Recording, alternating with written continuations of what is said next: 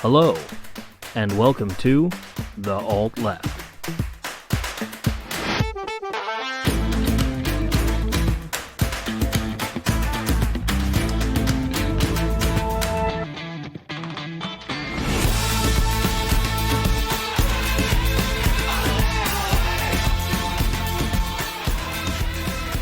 Hey, what's going on, everybody? Welcome back for the first time. This is our virgin christening podcast on November 12th in the year of our Lord Vishnu 2020. Cherry poppin' fun. And remember, the alt left, which we believe in Voltaire, those who could make you believe absurdities can make you commit atrocities. Come join us for the next 30 minutes to 7 hours as we discuss alt-right tears and stupidity. Today, Kay, Matt, and I are going to be talking about the election that just happened, and most importantly, the Electoral College. Nobody wins 2020. Some people won. Someone's going to win, but it's not going to be us. Oh, definitely not the American people. No, everyone lost. Everyone lost. There were people that won. They just weren't voters. Yeah, exactly. So, I mean, okay, so if we're going to be talking about the Electoral College, I think it's good to just put our, get elbow deep in what exactly is it, because everyone talks about it. Most people know it. I'm going to assume that damn near everyone tuning into this is aware of how it functions. But it's a good back to basics. I remember when I played high school football, one of the coaches used to say, like, it's all about, he'd walk up and he'd hold up a football and he'd say, "This is a football." And it was a joke, but it was to kind of be like, start from scratch one every time, because if you're missing a key point in the beginning, you're uninformed throughout the rest of it. It's like defining terms when you're going through it to in an argument. That is far more succinct and adult way to say what I was saying. Yeah, yes. we will not tolerate that kind of thing on this podcast. No, sir. I apologize. Yeah, learn your place, sir. Learn your place. So, I mean, I think we can all agree. Electoral College, it's based on something I'm not going to lie, I knew it was based on population density. What I did not know was that it was based on having an elector for every member of the House of Representatives and Senate.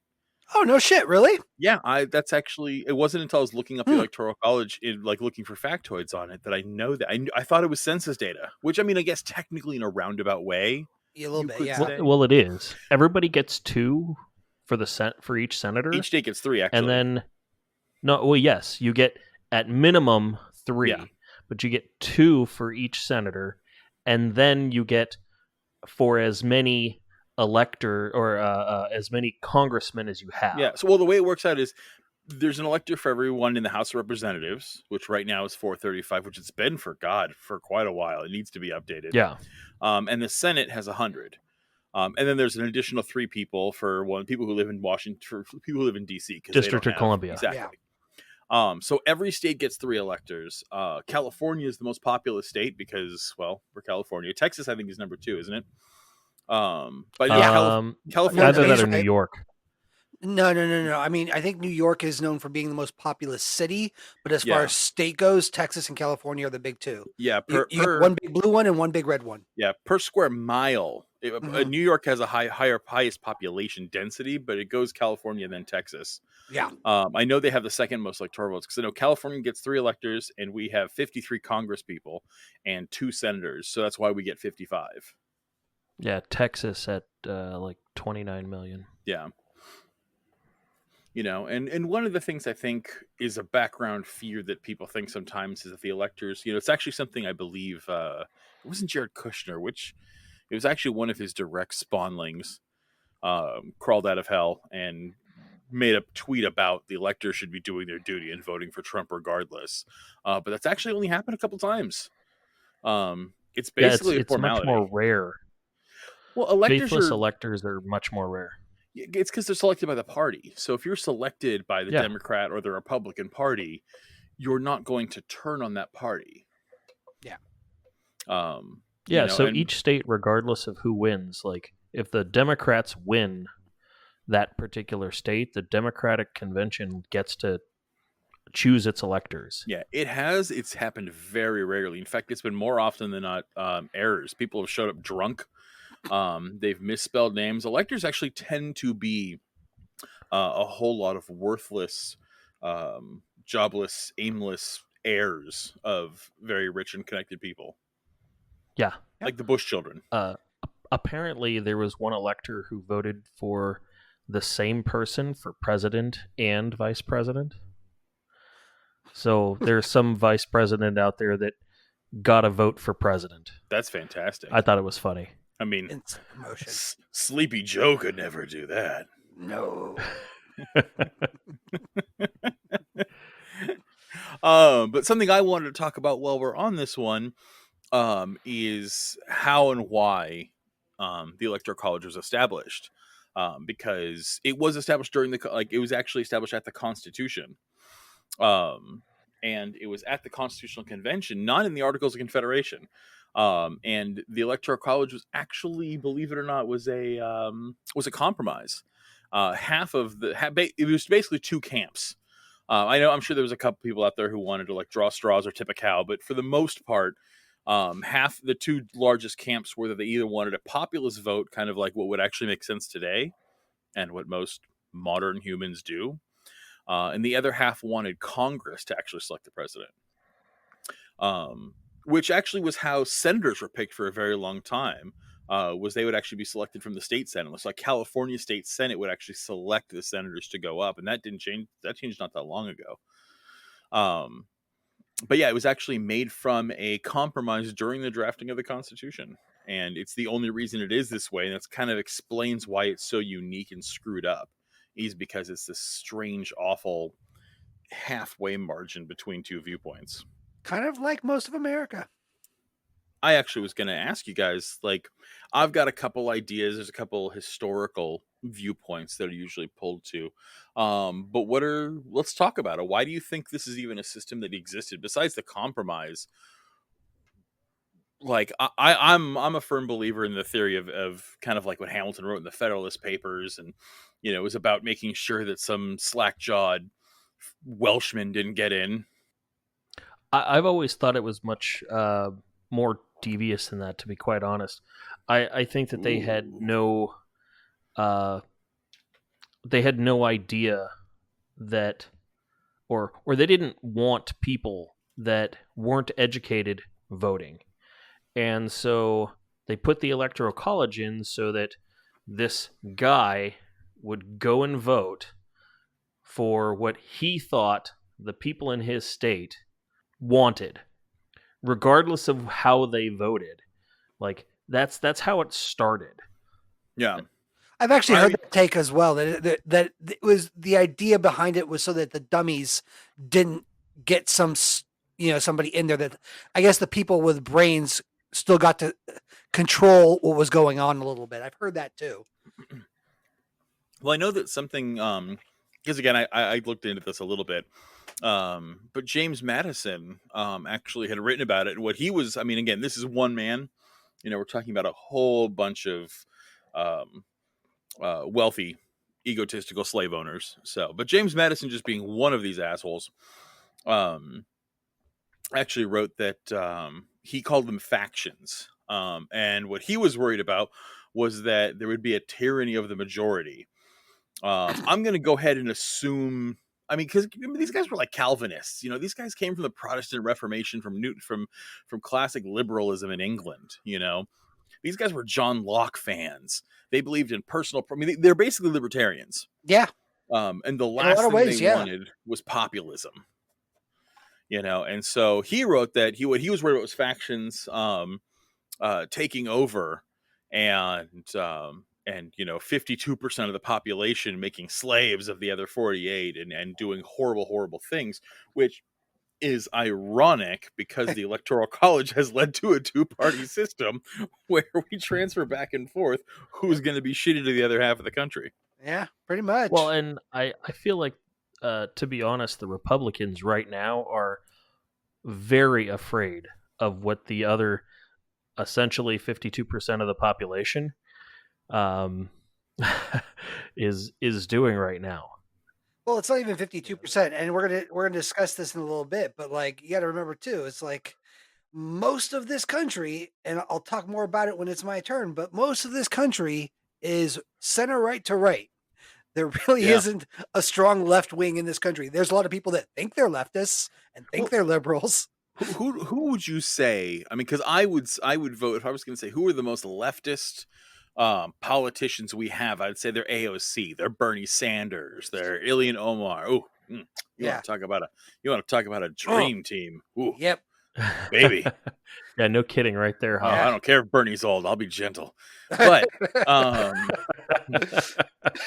that guy, I got a feeling that he might give it to you. you know what? He deserves it. Yeah. He's earned it. He deserved it. Yeah, Big Daddy Bernie's gonna treat you right. Don't you worry about it. That guy's as old as grandma and liberal than most of the people in a college freshman class. Like, he's been on the right side of history forever.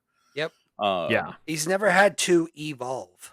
I kind of like the that picture that goes around of him getting arrested at the civil rights protest. They photoshopped, Kamala Harris and Joe Biden as the two cops dragging him away. Yep. It's pretty fucking accurate. Do you I remember? honestly haven't seen that. I don't know if you guys saw in the news last week that like Nancy Pelosi and a bunch of the right-wing Democrats were literally took a minute on it. They had a DNC Senate group chat. Oh, is this the Dodgers Lakers bullshit? No, that happened today. Oh, okay.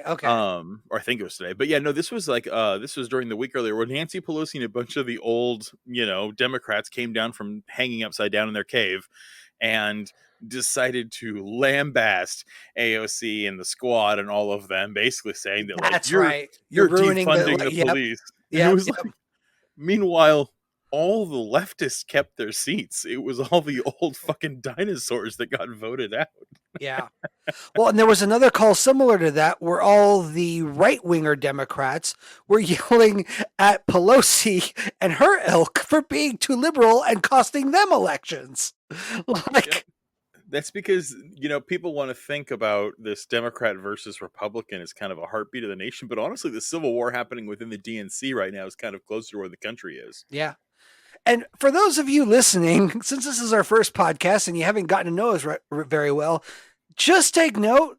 We're probably going to hate on Democrats way more than we hate on Republicans because Dems are pretty fucking awful too. Well, yeah, because who are you going to complain about? Hitler or the guy who keeps coming over and setting your house on fire? Right. One is more evil than the other, but one of them is a bigger threat that's based in reality. I mean, MLK actually had this quote that it's very, people want to talk about the dream speech and want to talk about a guy who is a pacifist and, always had nice, kind things to say because, that's what we want to do. We want to turn him into a non-threatening, figure that's not an angry black man. He has to be a statesman and he has to be kind because that's what we're taught. We grow up as children being taught that he was just a nice man in a suit who walked around Selma and somebody threw a fire hose at him and he shook his finger and said, "Hey, I'm gonna love you anyway," and then racism was over. Yep. And that's not what happened at all. Nope. But he had this amazing quote. God, I should have looked it up. I didn't think we'd go there, but I'm gonna paraphrase Dr. King here, but he basically said that like worse than the outright racist is the white moderate. Who says, "I believe in your struggle, but I would wish we could do it at a more convenient time." And that's, I don't know, I think that's really telling, and that's a truism that never goes away because you look at like the BLM protests and everything that happens, and it's always, well, I believe in what they say, but they're destroying property, and violence is in the answer. It's like, well, when violence is being metered out by the state over centuries, unceasing, any act against that, it becomes an act of self-defense. But it's not pleasant, it's uncomfortable. And the sad thing is that only when the white moderate becomes uncomfortable does anything fucking change. Mm-hmm. But we don't want to talk about that. Well, and the weird irony in all of this is that, I mean, if we're going to talk about, like, if we're getting into like protests and destruction of private property, there are numbers on this. Out of all the protests that came out of like George Floyd and everything that's been going on, like something like 93% of them were peaceful with no damage. And a majority of the damage was done by right-wingers. Exactly. Leftists. Exactly. So, but that's the thing. But It's a bunch of fucking neo-Nazis and freaking Proud Boys trying to stir up shit to create some race war or something when the facts just don't comport with that version of reality. I mean, let's not forget the Proud Boys are going through their own civil war because they're not racist enough. Like, I like that, like, Well, I there's mean, half of them that are like, and wait, we are not nearly Nazi enough. We need to be the Proud Boys now. We need to wet our pants for Hitler. Yep. Oh, by the way, anybody listening, if you're a Proud Boy, I would like you to go get fucked. That is all. Back to our regular scheduled programming.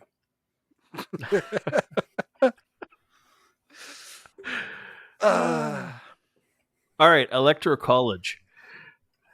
Oh yeah, that's right. We actually had a topic we were trying to discuss. Yeah. Yeah. But we were on a good point on that one. That I actually agree with you, Kay, because I think the nefariousness comes in from the true motives versus what was stated. Like Alexander Hamilton, I found this great quote when he was writing in the Federalist Papers, which for you people who sleep with people rather than read history books, was a bunch of... You mean the rest of us? Yeah. Most people who have a life and don't read obscure history and remember stupid facts, but they can't remember what they had for breakfast. For those of you who are normal, the Federalist Papers were basically when the Constitution was trying to be ratified, there was no internet. There were no telephones. There wasn't even a goddamn telegraph. I mean, people were literally taking shit by train and horse. So the process to ratify this Constitution took a very long time. So during this, the guys who were trying to get it passed were writing articles, and they called them the Federalist Papers. And there were articles basically saying, hey guys, the federal government is good. State government is bad. This fractured confederacy fell apart for a reason. We need to have a strong federal government. And they would lay it out constantly, basically writing these essays on why this was a good thing. And what he wrote was, his quote is that the Constitution is designed to ensure that the office of the president will never fall to the lot of any man who is not in an eminent degree endowed with the requisite qualifications, by men most capable of analyzing the qualities adapted to the station and acting under circumstances favorable to deliberation and to a judicious combination of all the reasons and inducements which were proper to govern their choice.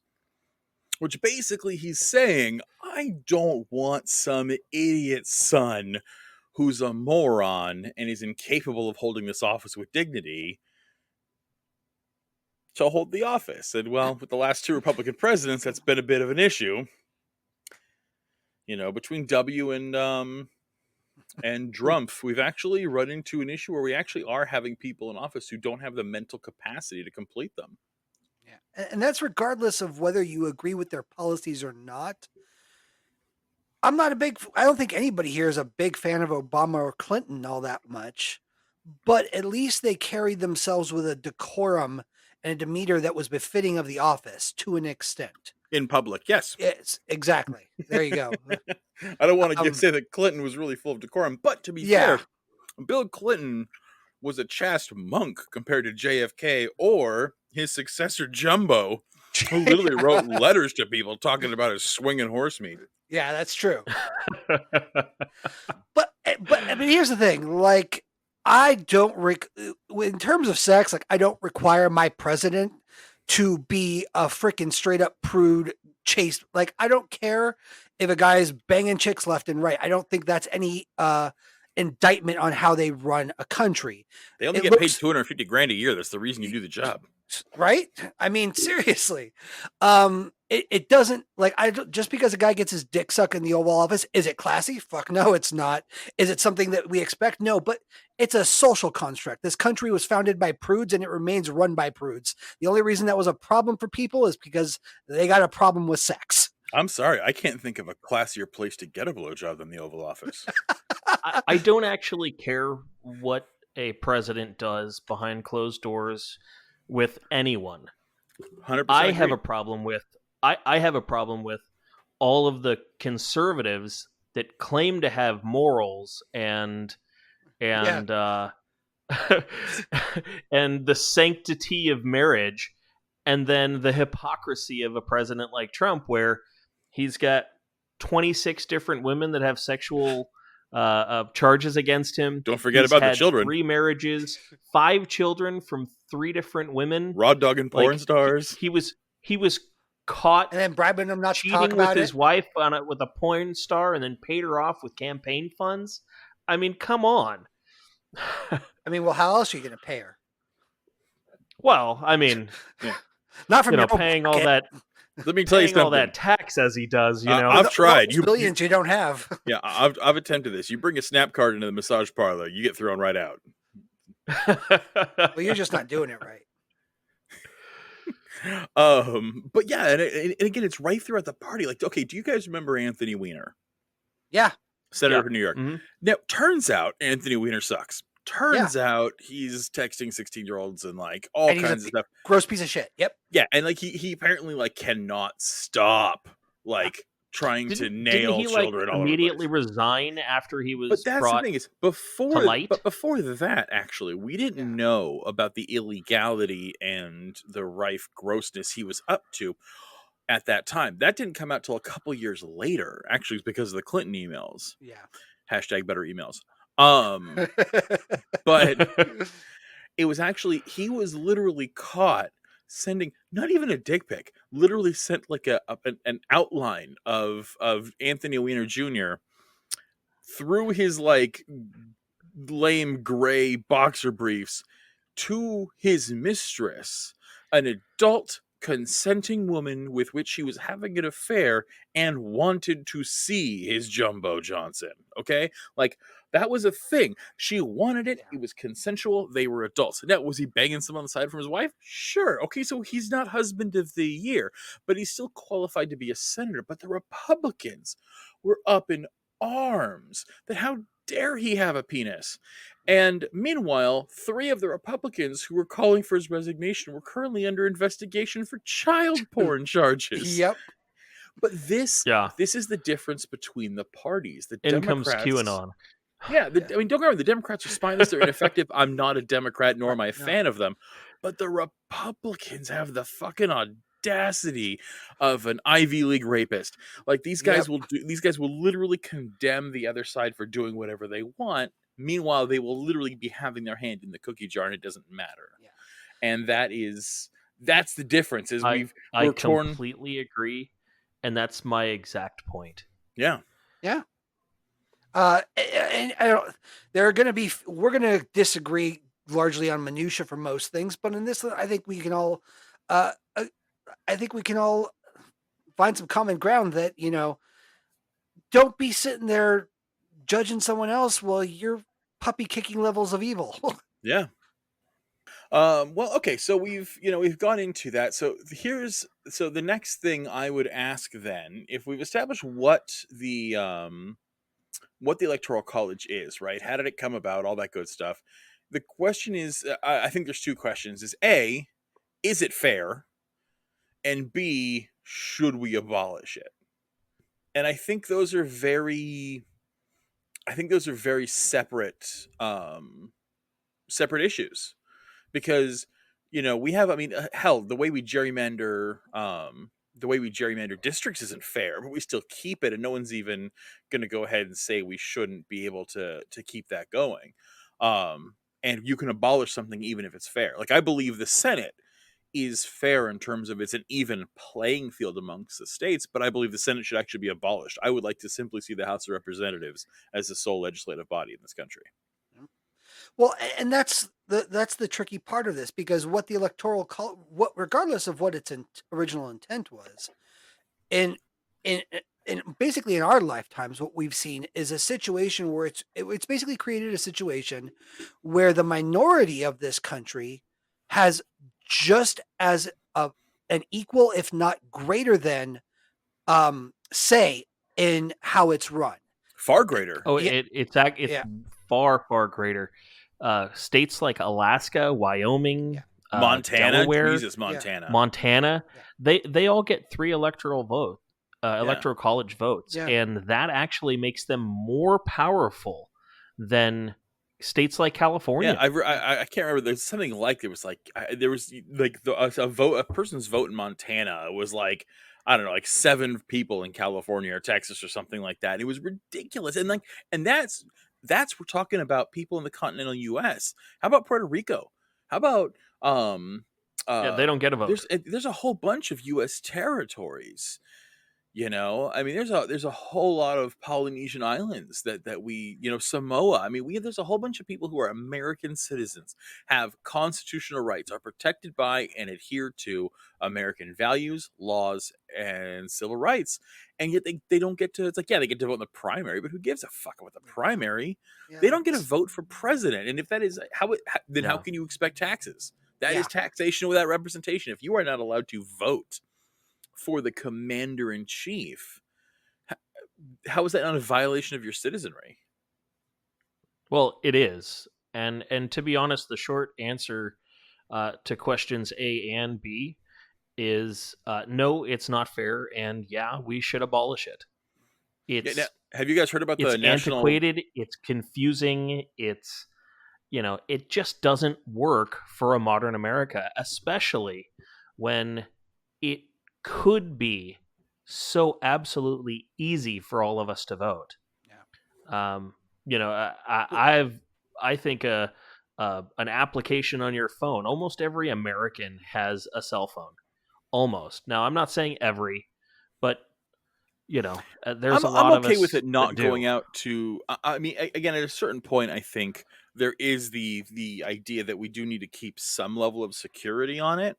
So I Yeah, wouldn't but be we comfortable, file our say, a phone taxes app, through our phones. Why can't we vote? because if I file my taxes wrong, no one nukes Cuba. Yeah, except that The IRS I isn't going to just be like, oh, Chris screwed up his 1040 no, EZ. but Later I'm on, just saying, Guam. like it could be done securely. I mean, I obviously, I'm actually not a disagree. computer expert. I I, don't claim to be, but I can't imagine that somebody can't come up with a way to make it secure, effective, I mean, and as soon as we can pull and that off fair. at a voting center, I'll be willing to entertain that option. Yeah. But we can't even have secure. Like, I mean, there again, I don't believe this election was rigged at all. However, No, I'm not saying there that. is hacking, there is tampering, there is all kinds of things, and this is at watched public centers with software that is supposed to be ultra secure. I don't want that going out onto Android. Yeah. Like, I'm actually with you on that, Chris. Like I really I agree that I think that should be the goal. I don't think we have either the confidence or technical abilities in this country to actually make that happen just yet. And I yeah. think Chris is right. Like we've got to start at the polling places, and there's other ways we can do this. There are things to make voting more accessible. How about a holiday to go vote? That's one of the biggest things we've been pushing for. Well, That's what You they do in do Europe. that. Well, how Here, about this election? yeah, We voted for days in a row. We voted for almost a week straight. What, 3 days, 4 days? That was beautiful. Why aren't we doing that all the time? yeah, Don't I count the agree. votes oh yet. yeah, with all the pre-voting, yeah. Yeah, Yeah. I mean, well, Why aren't we doing a Thursday, Friday, Saturday, Sunday vote? and not every state was doing that though. You got to remember that Yeah. too. It's like we got that here in California because we're lucky. We live in this state that was actually like you could send your vote in as early as a month and then track it and get text updates on where it was in the process of getting counted. Like, Yeah, I literally voted a month in advance. yeah, same here. Yeah. I Same got here. my vote in the mail. I filled it out, and it was literally in the box and had been accepted 2 days later. Yeah, insert the Peter Griffin meme. Why aren't we fucking funding this? Yeah. Well, honestly, because I personally believe ruralty. The thing is that, like, the reason why the Senate will never go is because the Senate would have to vote itself out, and not only are we asking for people to vote themselves out of a job, again, states like Wyoming, states like Montana, states like the Dakotas, who have 6 dudes and a buffalo hanging out, have ultimate power. Why would they get rid of that? And the Electoral College gives them a shit ton of power. Well, but then you also have the flip side. And this is the thing that if you talk to people on the right, this is the line you're going to hear. Well, if we got rid of that, then California and New York would just decide every election from here on out, which is true. And that's something I'm okay with because things I want would probably actually get put into place. But if you're going to play devil's advocate, you also have to think, okay, well, what happens if in 50 years, New York and California get taken over by Nazis? And that's the thinking that you're going to get on the right, is like if the majority suddenly becomes evil, where is there protection to stop them from ruling the minority? Yeah. And that's the question. That's the debate that you have to have internally in figuring this out. And I think there's a good argument on either side that that Madison was right, that you don't want this faction, this tyranny of the majority. But it's like that happens everywhere. I mean, you can say, I mean, look at, I mean, think about our two-party system. Is that, hell, think of the Tea Party. What's that? That is a faction that took over the party. It's a minority that had drastic impacts on our politics here in the US. That stupid Tea Party movement was huge. I mean, and it's not even, I mean, it led to civil war in this country. That was factionism. And again, look at, you want to talk about a majority overruling the minority. Look at the current state of Islam. We have, the reason the Islamic world is in such chaos, besides England, France, the United States sticking their dick in it for the last 100 years, is you got the Shiite and Sunni factions who are simply arguing over who was supposed to take over after Muhammad. Like, that one argument of who gets to be Islam Pope has made war. It has, how many lives have lost because of that? I mean, that's why we have ISIS. There's literally a party who is trying to start the apocalypse. That's why they're doing what they're doing. This whole Sharia law thing is a side effect. It's not that they're Puritans who are trying to get women to cover up. They literally are actually they want the foretold apocalypse to happen, and they are trying to conquer Syria and attack Jerusalem to make the apocalypse happen. Look at Northern Ireland. Yeah. You Oh have God, yeah. you have Great Britain going into Ireland, taking over a chunk of it. And there's that, you want to talk about the majority screwing over the minority. The Irish just wanted freaking independence. Yeah. And how much bad happened because of that. So it's like, I think there is a good argument to say that there's a lot of times where, hell, U.S. slave trade, there's a million times where you could say the majority can have tyranny over the minority, and it's bad. But what's the alternative? We have the alternative. It's the Yeah. minority having control over the majority. Well, Like that. there's two alternatives. There's what we have, and there's dictatorship, and neither of those things are acceptable anymore. But because, I mean, there's a current there's a move to get rid of the it's called the National Popular Vote Interstate Compact. Have you guys heard about this? Yes, a little bit. Yeah. Tell us So more. basically, the agreement calls for states to award all of their electoral votes to the winner of the popular vote, but not the popular vote in that state, the popular vote nationwide. So once all standard ballots are counted, whoever, so like, for instance, like California, anybody, California, Texas, whoever's on this initiative, whoever wins the popular vote, which would be in this case, Joe Biden, last election would have been Hillary Clinton, that's who then gets all the electoral votes. Which is ironic because it's then using the Electoral College to dismantle the Electoral College, which I love. But the thing is, it doesn't go into effect until enough states that have 270, because they have to win. It's kind of like, you can't start a union in a company unless you have someone in management on your side. Like, you've got to have that leverage. And so right now it's Washington D.C., it's District of Columbia, California, Colorado, Connecticut, Delaware, Hawaii, Illinois, Maryland, Massachusetts, New Jersey, New Mexico, New York, Oregon, Rhode Island, Vermont, and Washington.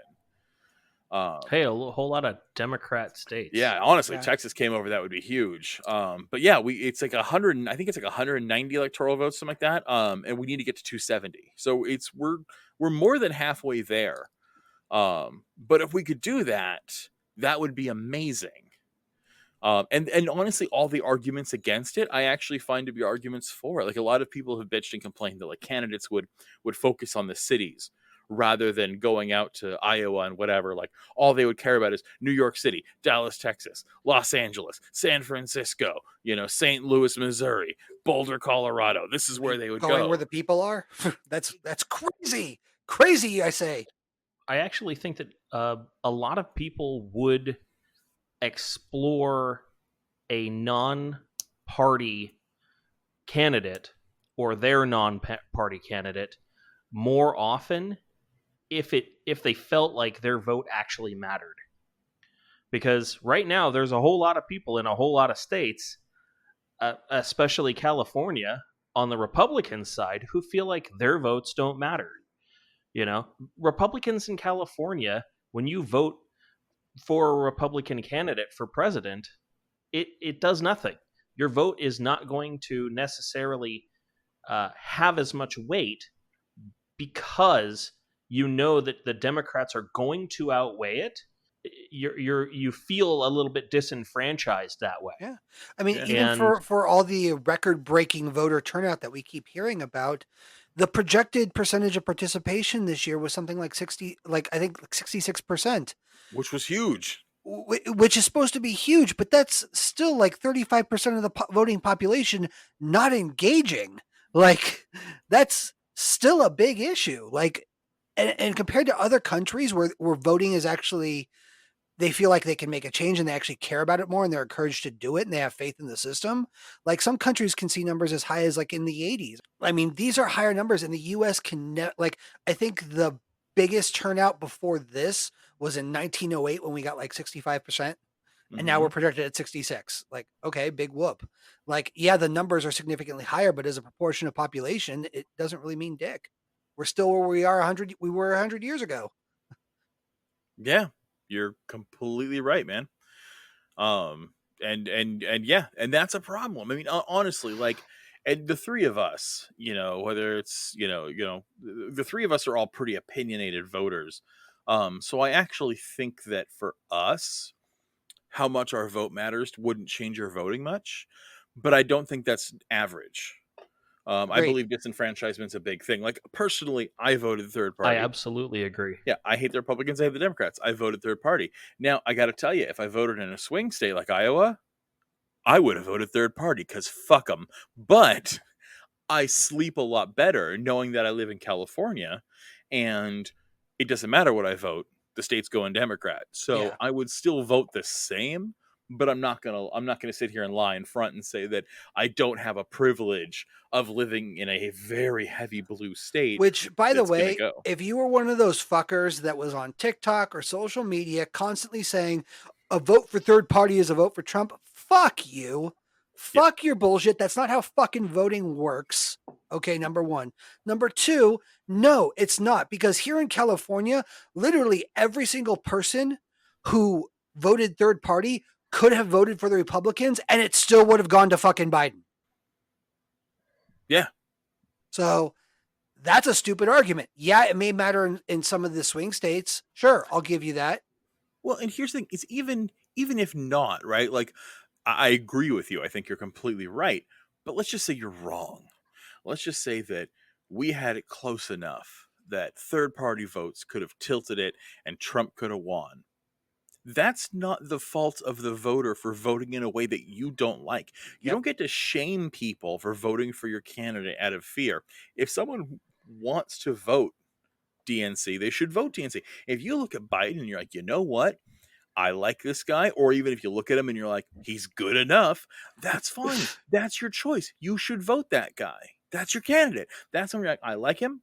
I think he can do the job, and I think he's better than that orange fascist. So I'm putting him in. And you know what? I can respect that. But if you're going to sit here and tell people that they have to vote that, if they vote anything else, like I voted for third party candidate, I voted for Gloria La Riva because she's amazing. She's on the right side of history. She believes in nationalized healthcare. She has a platform that's actually humane, something that would be moderate by European standards. And I voted for her because I believe she would make a great president. Did I think she was going to win? Of course not. But it didn't matter. I voted for who I thought should be president, which is the point of an election. Well, and we've stopped doing that for the most part. Yeah, we've become these factions that we were warned against by the founding fathers. That the electoral process has given us the thing they feared. So, but I don't know. I think even if we went to popular vote, I believe that candidates going into cities would be a fantastic thing. And beyond just like they would avoid the rural areas, they had to focus on cities where the population density is. But again, not even that, even if they did states, they would still be focusing on non-swing states. I mean, because let's be fair, fuck Iowa. Like, why does 5 dozen cowfuckers decide what the nation does? How is that democracy in any way, shape, or form? Why is it always we got to see what Florida does? Florida, the nation is in the hands of Florida. No wonder everything's fucked up. Like, I don't need Florida man deciding this. Like, if if we're going to have a handful of states that don't actually have high populations deciding our election, then we may as just go back to having the Senate pick our president. You know, Yeah. America's fetish with states and the power of states needs to end.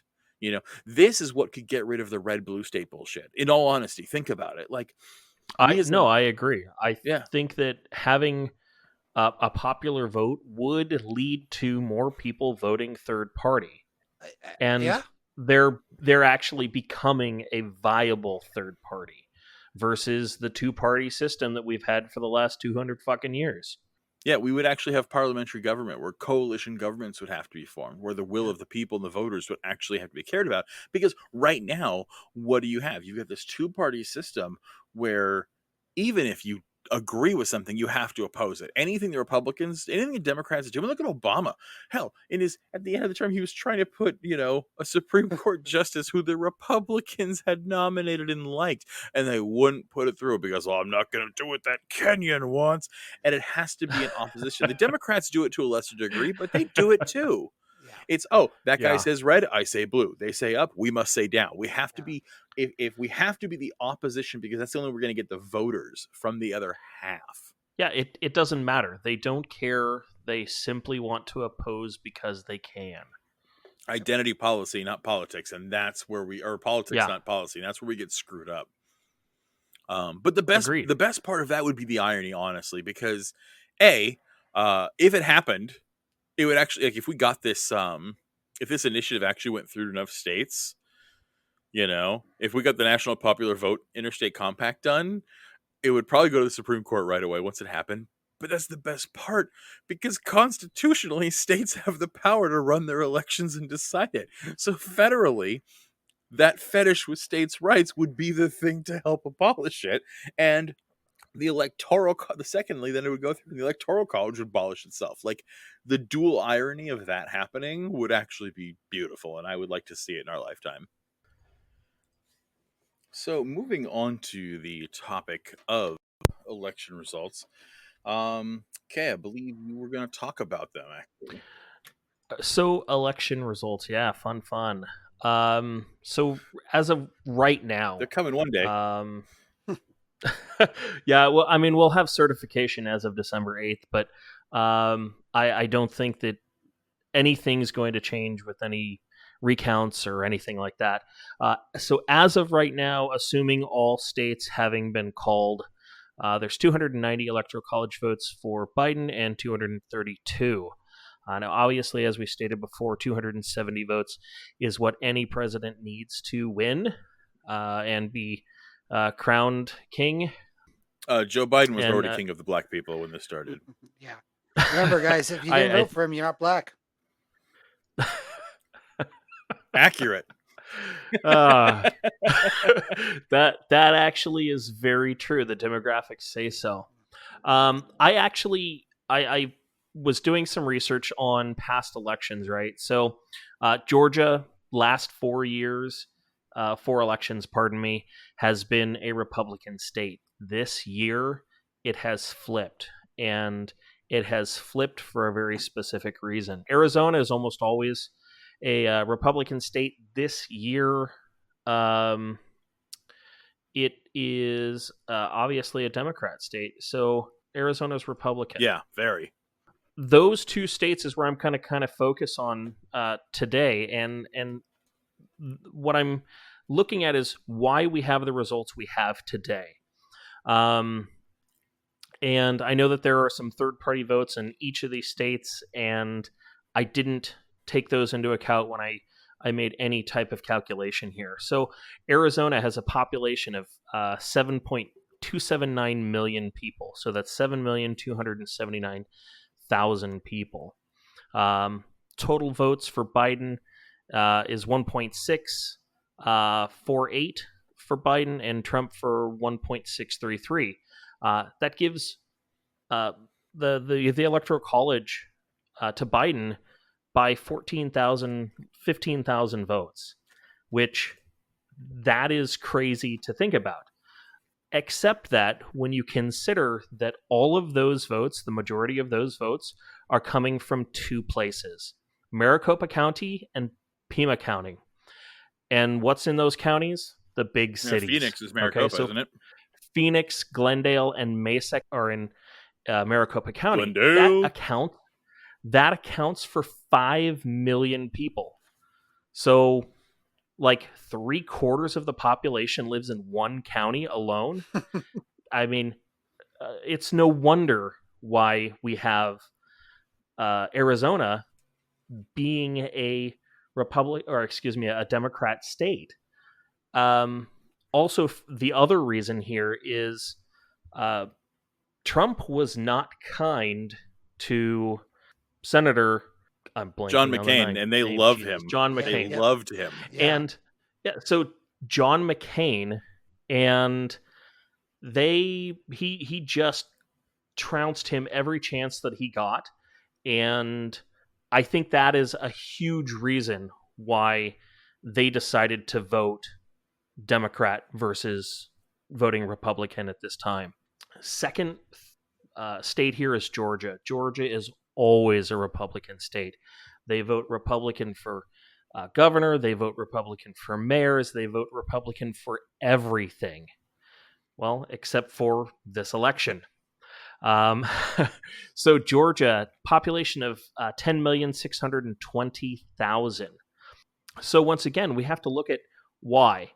And that largely revolves around the large cities. So Atlanta and the greater area, 3.6 million people. Biden is leading by 500,000 votes. Athens, population 213,000. Augusta 200,000, Macon 1.5. Like, it just goes down the list of all these major counties that have major cities that have huge populations, and they're all for Biden. And then you go out into the rest of the state where it's much more rural and it becomes very Republican. So it tells us the same thing that we see with all of the states that have all the electoral votes. They have huge populations. They're more liberal or more Democrat, should we say? Yeah.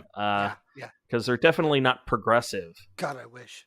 The thing is we have to understand that people oftentimes vote against their own self-interests.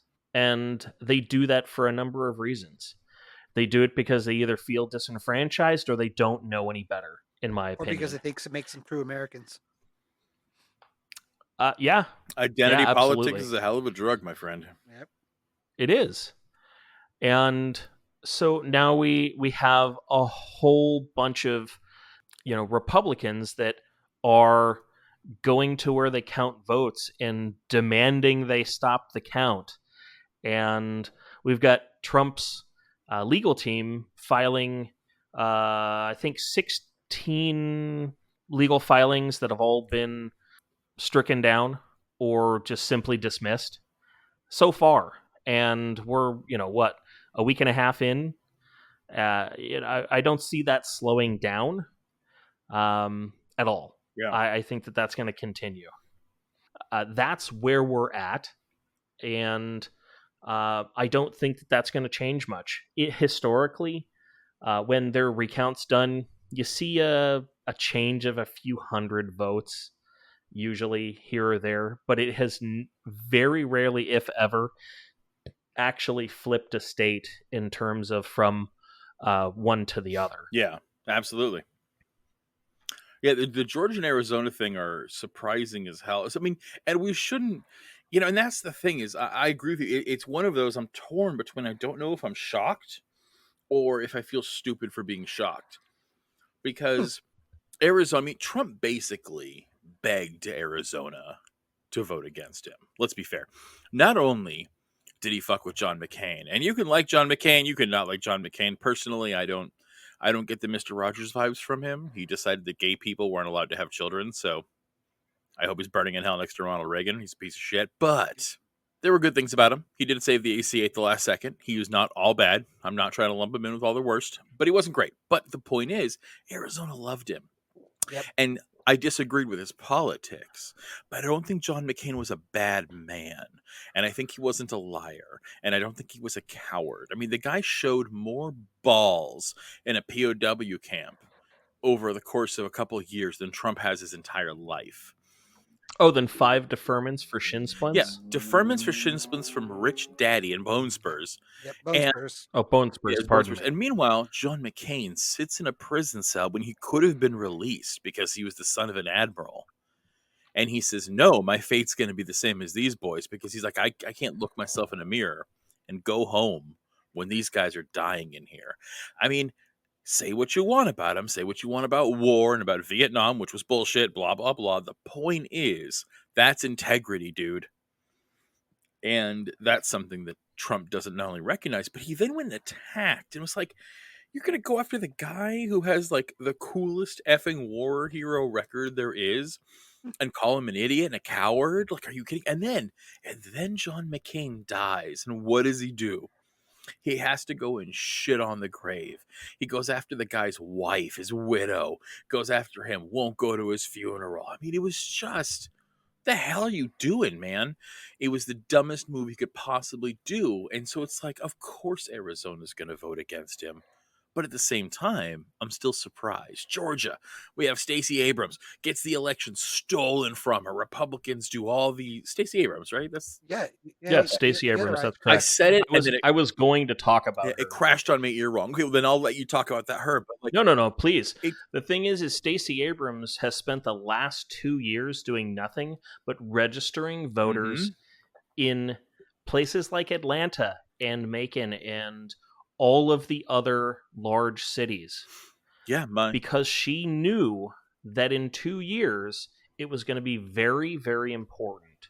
And it has. It has been, I would say, pivotal yeah, for the Democrats and for Biden. yeah. Now, she didn't know that Biden was going to run 2 years ago. She just knew that she didn't want to have happen to a presidential candidate that what happened to her. She actually should have Which been is- his VP pick. Mhm. I absolutely agree. Wasn't she I on the think short that list? she, I thought she was. I mean, she was on the short list that we're all told. Who knows? yeah, I mean, who truly knows who and when and how they make that decision, to be honest. Biden spun the wheel of Democratic women of color. Yeah. I mean, but let's be honest here. If you're Joe Biden, I mean, if you have a choice between a cop and a woman who actually gives a shit about people and getting them out to vote, who are you going to pick? The cop, right? I think Joe Biden is so out of touch that, yes, he thought picking a cop was a good idea. He read the room and went, yep. Yes, But I I was mean, being sarcastic. That's exactly the point I was getting at. Yeah, no, I'm agreeing with you. I'm backing you up okay. on that point. Like, Yeah. I think you're right. I think that was a terrible, terrible choice, and I think that was done because he's so out of touch, and I think he doesn't get it. This is a guy who put fucking malarkey on his bus. I mean, that could be a true. I'm not saying you're wrong.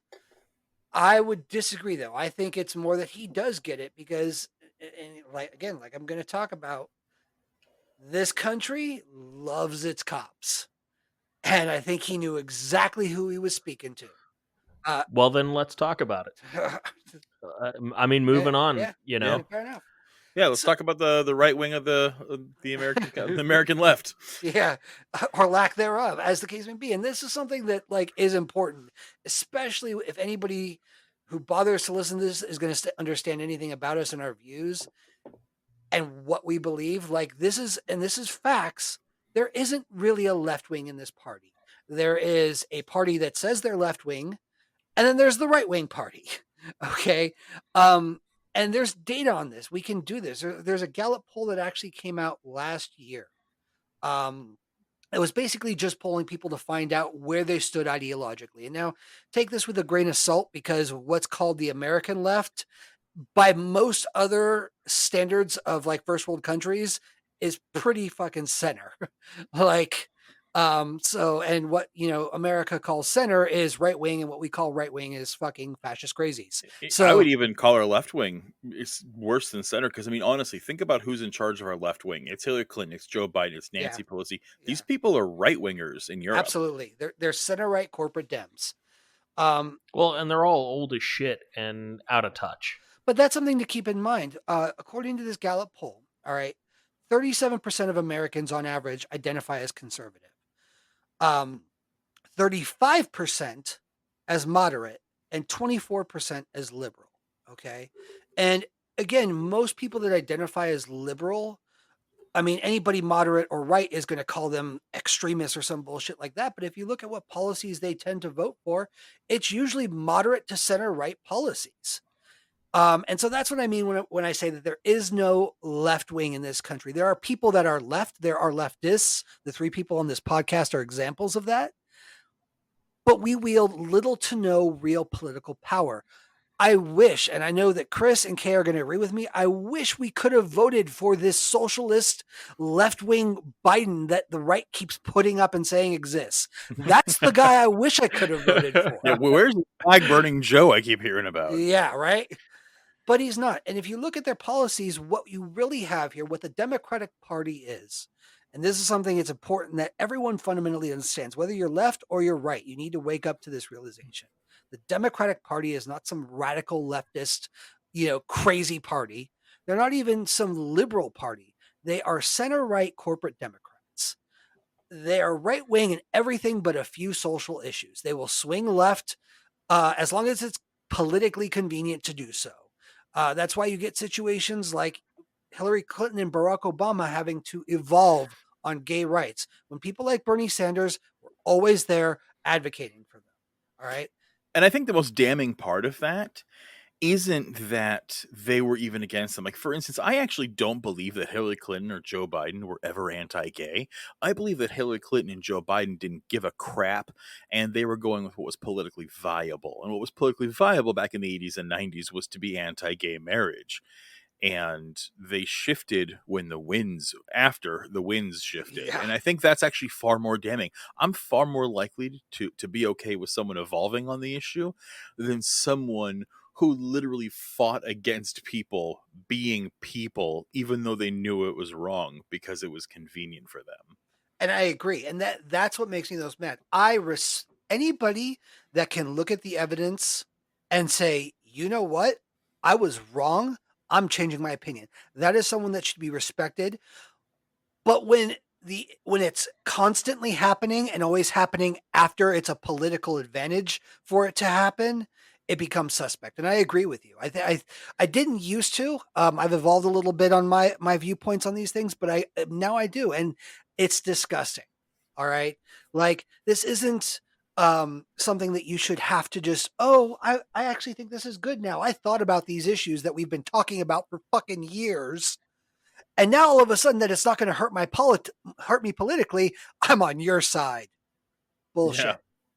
Yeah. But it's indicative of what most of the Democrats do. I mean, people like, and again, there are things that people like Nancy Pelosi and Barack Obama and Bill Clinton that they've done that I've liked.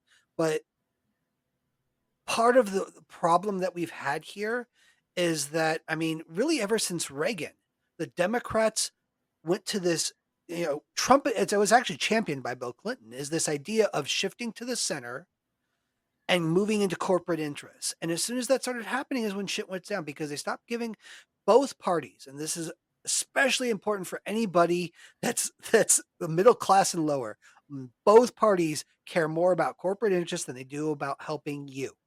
All of them talk about, working class and working class. What has any party actually done for the working class in the last 20 years? Can anybody give me anything significant that's had advantages?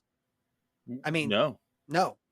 No, it doesn't exist. And it doesn't. And again, anybody that's out there, like, we'll probably, I mean, this is probably for the end of stuff, but we'll be setting up, Facebook and Twitter probably by our next podcast. So you guys can comment and do whatever you want, but it's a legitimate question because most of what they've done has been surface level stuff. If that, it hasn't really affected any change. And what we keep seeing is a situation where the Dems stay center right and don't really put anybody up that again, like Sanders, as an example. All right. And the right keeps getting more fucking crazy and more fucking out there. And the more fucking out there they get, the more they keep accusing Dems of being liberal left-wing nutbags when they're really the same center-right corporate shills. The Republican conservatives, they lean into that shit. And the people just fucking eat it up. Yeah. It's absolutely insane. Because culturally, socially, And politically in this country, people don't understand what it is, what true leftist values are, what we truly want. And again, in a lot of countries, people like Bernie Sanders would be a centrist, a hard centrist at that. Yeah.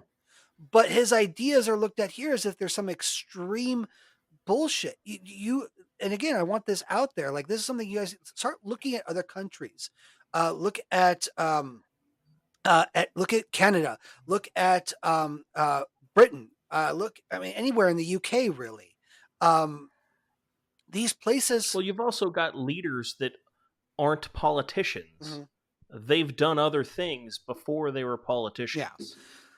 But I don't. They have degrees in real things, not politics. I would have to say that most members of Parliament, England and France and Canada, they're also lawyers. You know, typically, like. No, yeah, I understand that too, but like.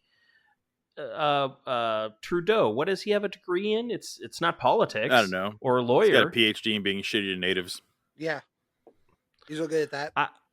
But again, that is neither here nor there. I mean, yes, it's a problem, but it's not the problem. But yeah, you're right.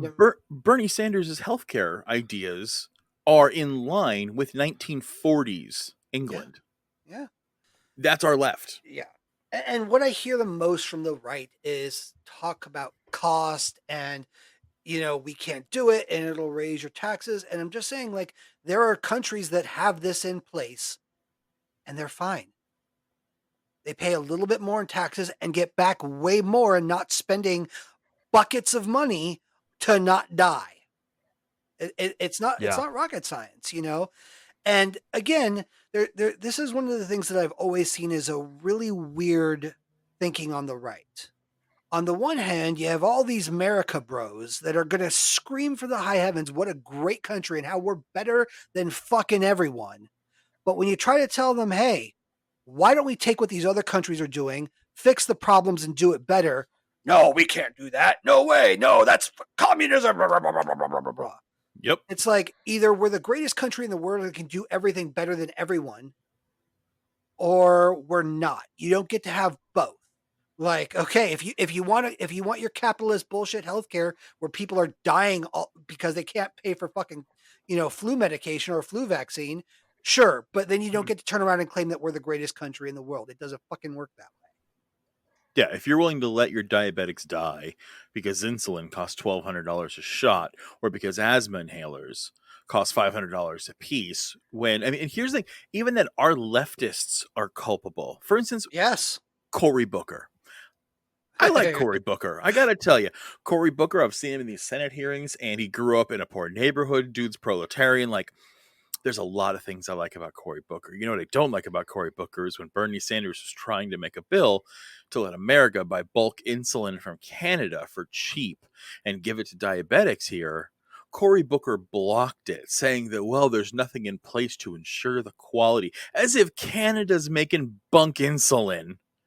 Yeah, we're not buying fucking insulin from TJ. No, this is okay. Insulin in TJ is great too. It's the same stuff. No, of course it is. That's not. We're not buying it from the jungles of Peru, like at some grandma's ramshackle laboratory. You're right. This is coming. I'm just saying, like, you buy something from Tijuana, you don't exactly think that it's the most high quality anything. True, but when you get it from America's Hat, it's good.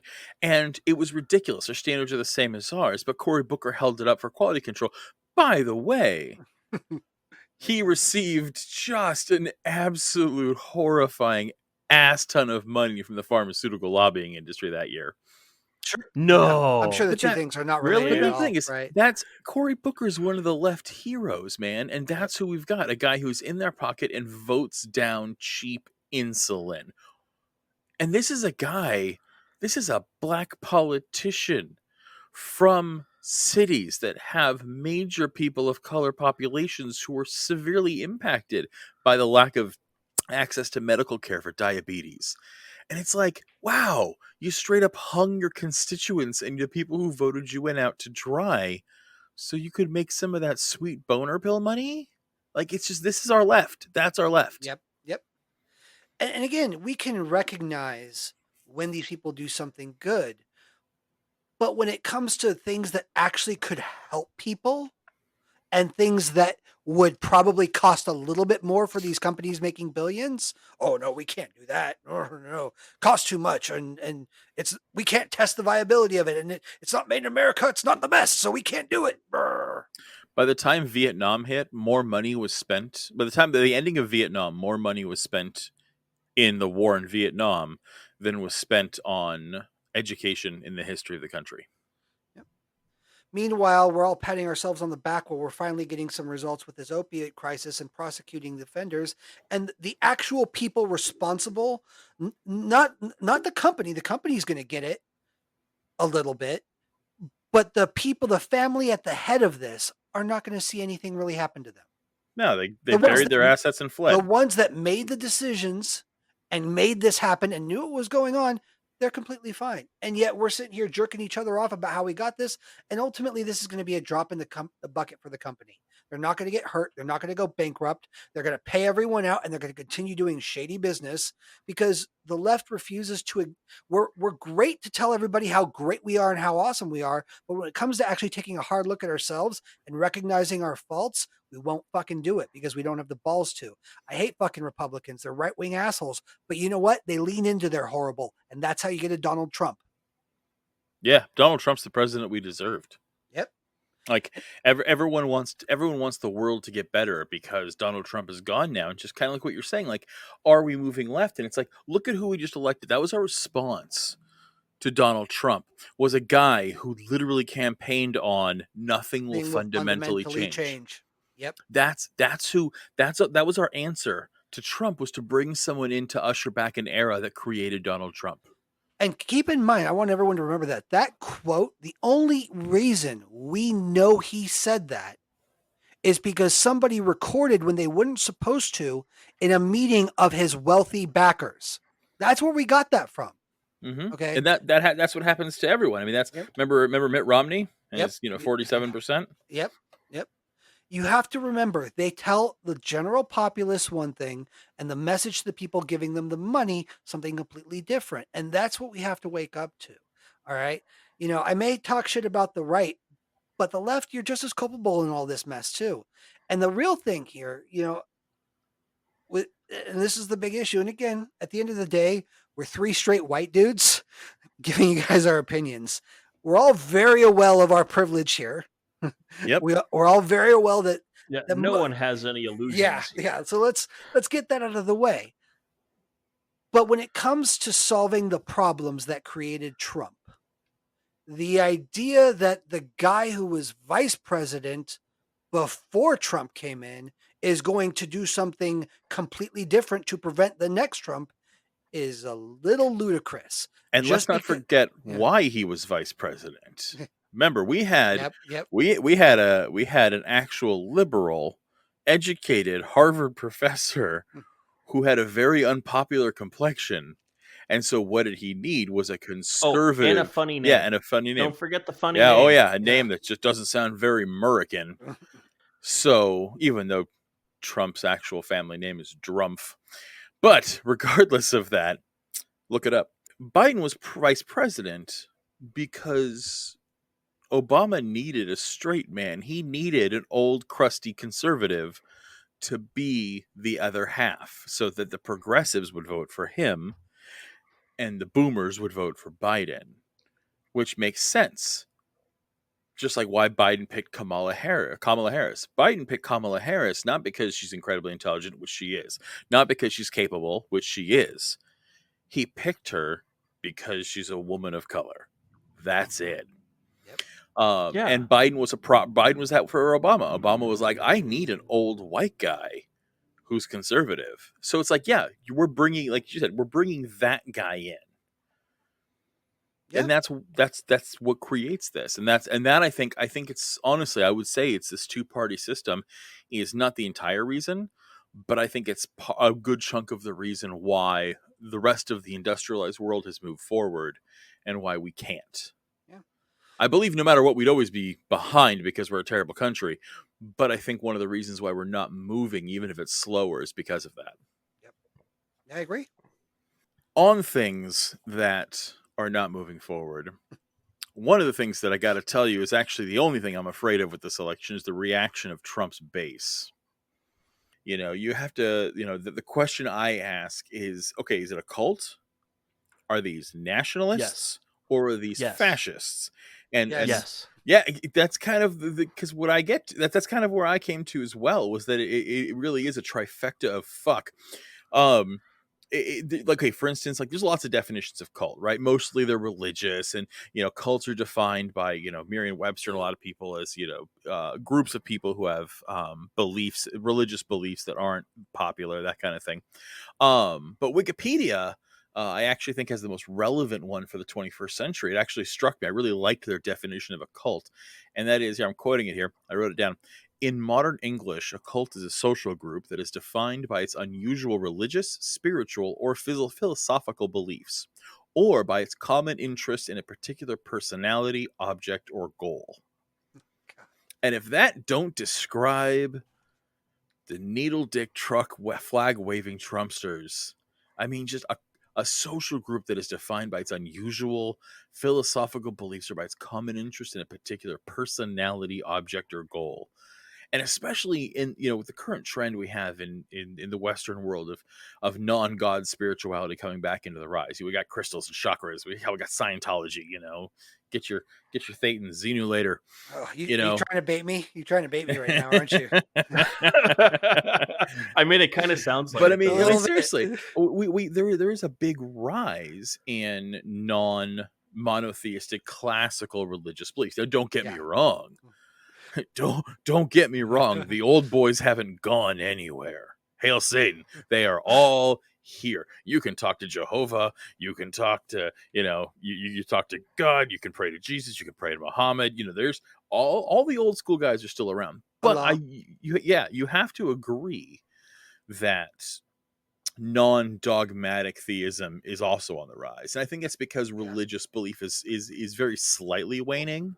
Well, it is. I mean, the nuns are still the largest growing group of largest growing voter block or population block as far as religion is concerned.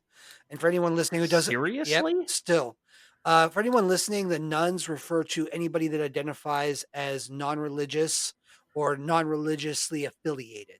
So anybody, not Catholic ladies with a ruler and a penguin costume. Yeah, not those nuns. Nuns. Yeah. Okay, got it. See, I was totally not understanding that. Yeah, the Catholic nuns are usurping the political spectrum. It's called Operation Bad Habit. Yeah. I was like, ladies in a habit? That seemed very strange to me. That's only until next year, and then we're going to call it Operation Back in the Habit. Divine ruler. Yeah. But so I'm kind of going with that definition for cult, and I think the Trumpers fit all the appearances of this. I mean, we got a central figure elevated to near godhood. I mean, well, especially when you think about things like QAnon. Yeah. Oh God. Like QAnon it's the cult is within a cult. Insane. Yeah, convincing people that Trump is saving babies from rapist Democrats at the bottom of Pizza Hut. Well, that there's a sex cult ring thing going on in the bottom of a fucking pizzeria. What? How does anybody hear that and not go? That has got to be a health code violation. There's no way a pizzeria can stay open and be doing that. Maybe Little Caesars. Basement, it's fine. It's fine if it's in the basement. And that was a joke for anybody listening. Little Caesars is a fine establishment with some of the world's finest culinary masterpieces of pizza. Amanda, this podcast is in no way mean for anybody to stop doing business or eating or enjoying Little Caesars in its finery. So when we're talking about this level of cultiness, the Trumpsters really do fit this appearance. Like I was saying earlier, with the central figure elevated to godhood, like. Have you seen that? I'm sure you've all seen the Trump meme where he's buff and looking like Rambo and he's riding a tank with a machine gun, Unfortunately, there are some things you can't kind of like see. the Putin riding a cougar. Yeah, but the thing is, those ones, like I've actually got a few of them that I've used as my Zoom backgrounds in classes. And like, let me tell you, some of them are hilarious. There's Teddy Roosevelt holding a flag and machine gunning a Sasquatch. And there's Abraham Lincoln riding a bear, holding an AR-15 in one hand and the Emancipation Proclamation in the other hand. There's one where George Washington is dunking on the British. Like, they're amazing. They're hilarious, but no one takes them as truth. And the difference is that Trump riding the tank with the machine gun with his chesty nipples sticking out, the Trumpsters actually see that as positive and real and accurate. Matt and I were on a bowling team, Oh and God, there was yeah. and it was in a bowling league a while back, because we're straight white men, and there was another team that was full of Trumpsters, and they wore this shirt that was the Punisher skull with Trump hair. And besides the fact that you clearly don't understand what the Punisher stands for, that Well, was at seen least as, two of them were cops, so no, they don't understand what the Punisher stands for. No, they don't get Yeah. it. that is also true. But it's that, like, they saw that awful Trump hair, and again, it's a positive thing. And it's like, no matter what Trump does, I mean, God, his sad little old man dances, that he was doing in the camp, Oh my people god. were eating it up. The Oh yeah, he crushed. Trumpsters, He killed it. yeah, that guy could Yeah, because he was flopping around spasmodically, like. clearly trying not to fall over. Like, I mean, again, I'll put my tinfoil hat on here. I'm very convinced that Trump had a stroke. That's why he was rushed to Walter Reed a year ago, and that's why Oh, he I needs two agree. hands to lift a urine sample cup-sized bottle of water to his lips, and why he can't walk down a ramp. I think he had a minor stroke, and they're covering it up, and that's fine. I mean, look, FDR, people didn't know how bad he was. Fucking Yeah. his They wife, they there's a history of that throughout time Because there yeah. needs of to be. making the illnesses of the president, no But, matter what it is, seem not as bad as they but what I'm are. saying is, if And they I had come out, understand the need if they had for come it. out and said that Trump had a stroke, the Trumpsters would have made stroke flags and talked about how great strokes are. Like, that's the difference, is they've lost their objectivity of what is Yeah. good and what is bad. I mean, they were, Oh, it's absolute complete cognitive yeah, dissonance. I mean, this COVID thing, they completely refute all science and believe in voting conspiracies because the great leader King Jong Trump said so. Yeah. They do these, they're like religious chants at his rallies where they cheer "lock her up," and that's left over from the Hillary campaign. Now it's to any woman who dare oppose to Orange Fuhrer. You Yeah. know, they they lock her up, and it's creepy. It's cult like. They ignore any flaw he has, like being a rapist, being a pedophile, his blatant idiocy, his bankruptcies. He goes after Joe Biden's children. His children are banned from running a charity because they stole money from kids with cancer. I mean, you can't make this shit up. Yeah. I mean, they've got uniforms. They wear red hats. And the ultra fascists wear Proud Boy polos. Like, these guys have fucking uniforms while they are chanting for the fearless leader. That is a cult. Yeah. And now, if we're going to look, the other thing I would say is that what's the difference between nationalism and fascism? Because remember, Trump actually called himself a nationalist. Yeah. I don't know that there is a difference anymore. I There think they're is. one and the same. I mean, No, nationalism is a purified form of identity politics. So, like, we have identity politics. I mean, you have it everywhere, even in, like, Europe. You go to the house, you go to the European Parliament. They've got their Tories and their Labours and their Liberals and their Conservative parties. Identity politics is everywhere, but nationalism is like the condensed, pure grade Colombian sweet Sheba of identity politics. And it basically makes you identify really close with a particular group, so much that you put an inordinate effort into advancing, like, the cause and reputation of said group, which in this case would be the Trumpers, right? Um, I have a quote over here, that I found from Orwell, and he said, "Nationalism is always about competitive prestige. A nationalist is compelled in every case to ensure that their identified group has more prestige, wealth, power, honor, success than any other groups." Whether that means extolling their group or defaming or destroying others, or whether it means lying, cheating, or abusing the system to give their group advantages, a nationalist is a fervent zealot not for a cause, but for a group. yeah. And think about America first. That's what that is. That's nationalism. Hell, even in non-Trump politics, like when we say the president's the leader of the free world, that is the most arrogant, ridiculous. Ridiculous. Yeah. I hate that term. Yeah, because America is the only place where freedom exists, We're the right? only place for humans, and if we're not, but that's the thing. It's like first, Good God. it's dueling identities right there because we claim to be the only people who are free, but then we say the leaders of the free world, then acknowledging that there are other free places, but they owe us. There are they owe we're the us. leaders of the free world. Yeah, in a percentage of population that believes in angels, like Yeah. it's just, Yep. Yeah. Pretty you know, much. people who Yeah. think vaccines are fake, sure. Mass Now, incarcerations. Yeah. now the Right. difference between that and fascism is very similar. Fascism is to nationalism what the Tea Party is to the Republican Party. Fascism is nationalism. It's just where that group, that identity politics group, in question, it's constructed around a racial identity as well. And remember, Hitler didn't start that. That was Mussolini that started that. You know, he was trying to make this Romanism, Aryanism party. And then Hitler was like, hey, you know, these Jews are bad. That's a good idea. Aryans forever, man. And the Japanese did the same thing. And it's actually why people think that Hitler just lumped the Japanese because he needed them. No, it's because the Japanese agreed. The Japanese thought they were the superior Asian race. You know, they had their emperor, like they were the empire of the East. And they had that in common. That's what made them fascist. It's nationalism with a racial motivator, where the group sees itself as better, not because Murica, but because we're white, or whatever. So like, for instance, like, okay, the John Birch Society and Jingoism, these are extremely aggressive and warlike foreign policy organization and nationalist movements, but they're not fascist because there's no intrinsic racial argument to be made. Whereas just plain old white supremacy is fascist. Yeah. Because it can only constitute itself in racial terms. Well, and I'm thinking more in the terms, I mean, you're just talking about straight nationalism, whereas I hear nationalism at this point, and again, it's something that is now being ingrained in me. Is I think hear nationalism, I immediately go to white nationalism because it's the most prevalent type there is, Yep.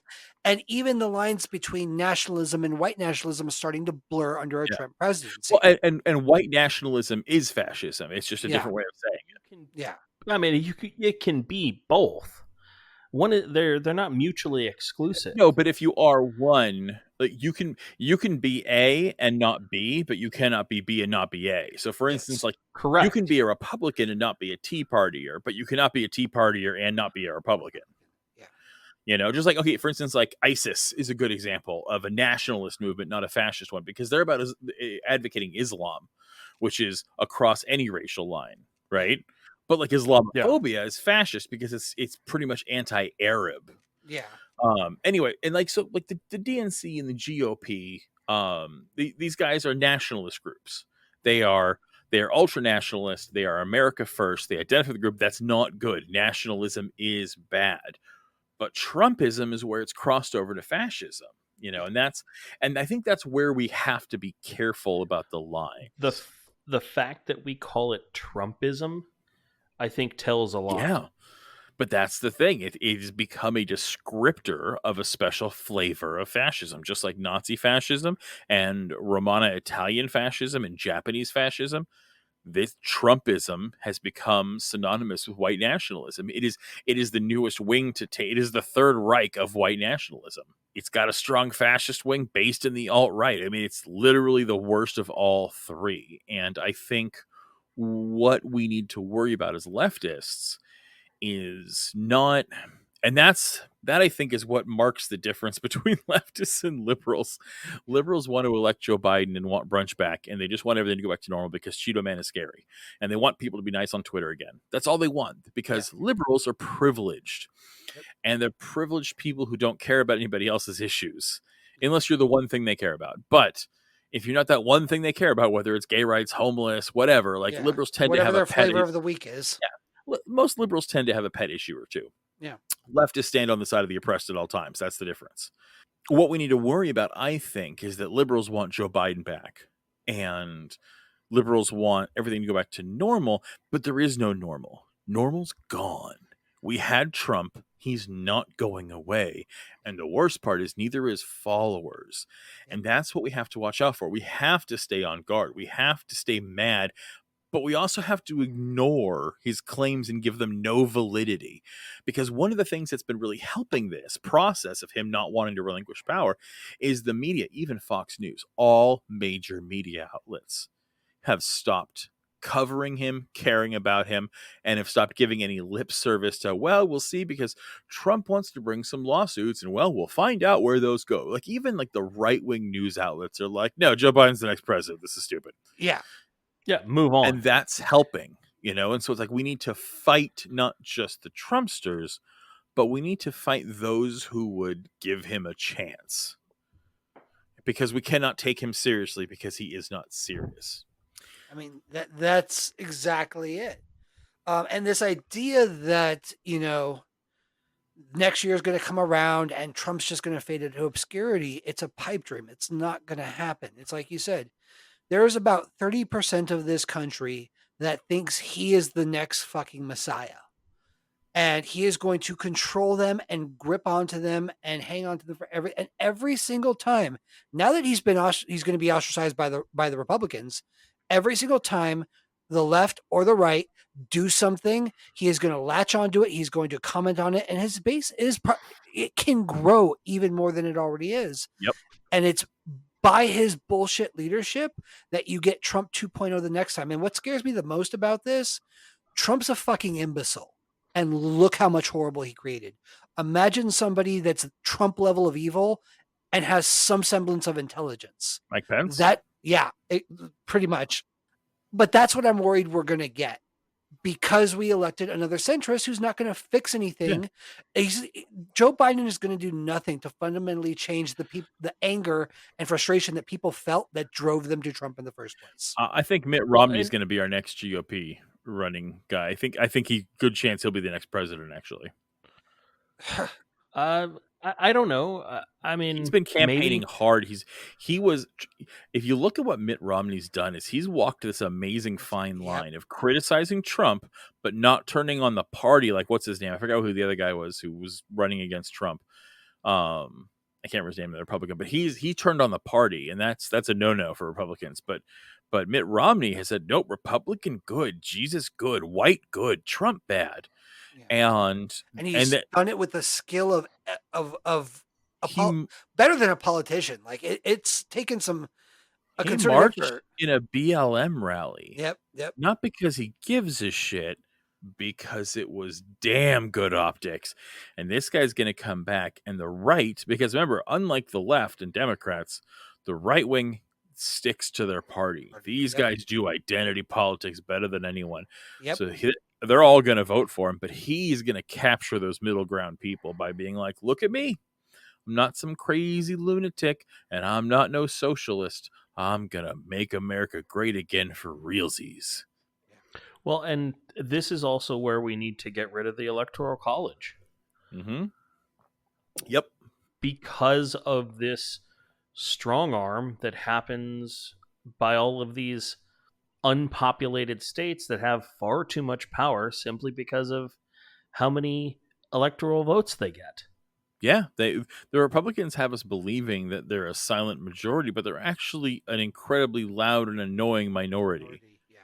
They lose the election every time, and that's why they don't want to get rid of the Electoral College, which is why it's important to abolish it. Well, they don't lose every time. They've lost several times. He's talking about the popular vote. Yeah, popular vote. The popular vote. It's not every time. It's every time in the last 4 elections. Yes. Sure. But that's a long time, man. Yeah. Well, I understand. We're talking since what, 90? But Clinton won both the Electoral College and the popular vote. The popular vote hasn't swung Republican since George Bush Sr. Yeah, there you go. Yeah.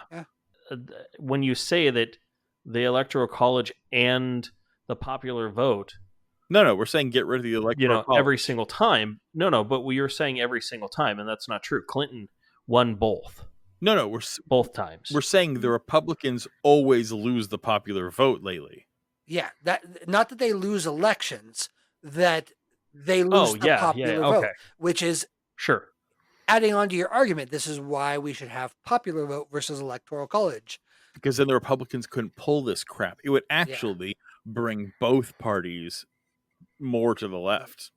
because the Democratic voters like Bernie, they like Yang, they like AOC, they like Ilhan Omar. Like, Democratic voters like progressives.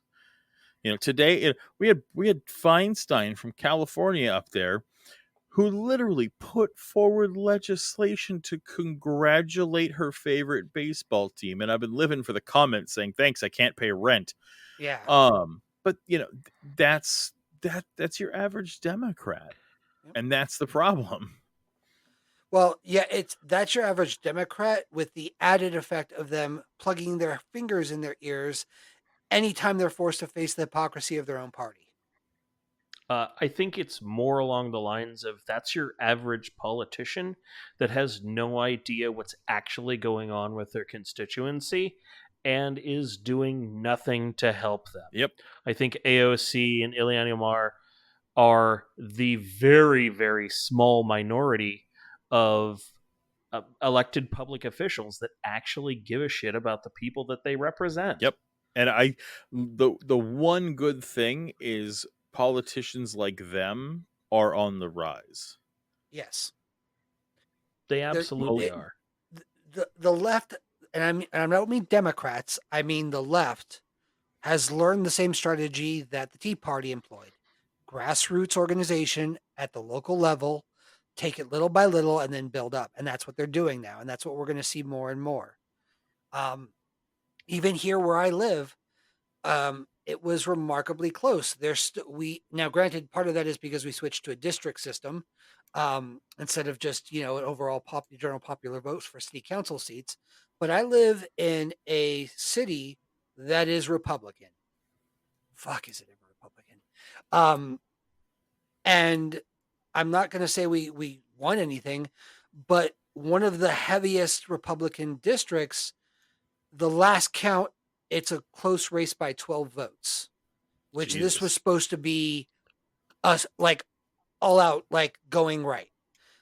So it's changing. And a lot of that has to do with stuff that happened during George Floyd, with people hitting hard. Like, I'm not saying it's going to happen now, but in the next election, maybe we take 1 seat, then we take 2 seats, then we take 3 seats. And the truth is when the left has control, people like it. The problem is getting the left to have control. They like our policies. People like leftist policies because they benefit the working class. Yeah, but people like their propaganda. That's also true. And that's where you have a little bit less than half the country going with Trump. I mean, Yep. it's one of the reasons we're the laughing stock is this from this election where like nobody can believe not only did that worthless sack of crap get elected, he almost got reelected. Yeah. That's a scary thought. That how can you look at this I mean, if there weren't 250,000 people dead, you could play yakety sax to it. This 4 years of comedy of errors. This guy who jerks off in girls' hotel rooms, hosting press conferences at the Four Seasons landscaping company next to a dildo shop. Like, that was the perfect ending for it. It's the culmination of 4 years of buffoonery. That image is the perfect example of what the last 4 years of his garbage presidency. What we're going to have, though, and what I think is I guess what I'll close my point with is what I'm worried about is the right and what they're going to do not as politicians, but as the regular people. We got Trump, who is desperately trying to replace people in the military for some reason, not because they're on his shit list, because I think he's actually trying to have some kind of military coup, which won't work. But I'm worried about I'm not worried about the military. The military is sworn to the Constitution. Joint Chiefs of Staff are college-educated men who believe in the Constitution. I might disagree with our military, but these guys don't give a shit about Trump. They serve the office and they serve the nation. And come January 20th, they're not going to do a goddamn thing he says. Yeah. So I'm not worried about that. What I'm worried about is these fucking bedwetters in their trucks coming around and terrorizing impacted communities of color. I'm worried about lynch mobs. That's what I'm worried about. And you're worried about 10 Republican racist assholes determining where a bus can go or can't go, and then hitting a car, and then the police going, well, nothing we can do about Yep. it. Well, Because that's the kind of shit that I'm because worried they're about. the guys driving the trucks, but also, uh, Yeah, that's exactly why. yeah, and or some 17-year-old kid crossing state lines with an AR-15 because he wants to go shoot some black people at a rally. Yeah. Or some kid burning down a predominantly black church. Or, I mean, the list goes on. Or several lynchings here in California. The police are like, oh, nope, just suicides. Yeah.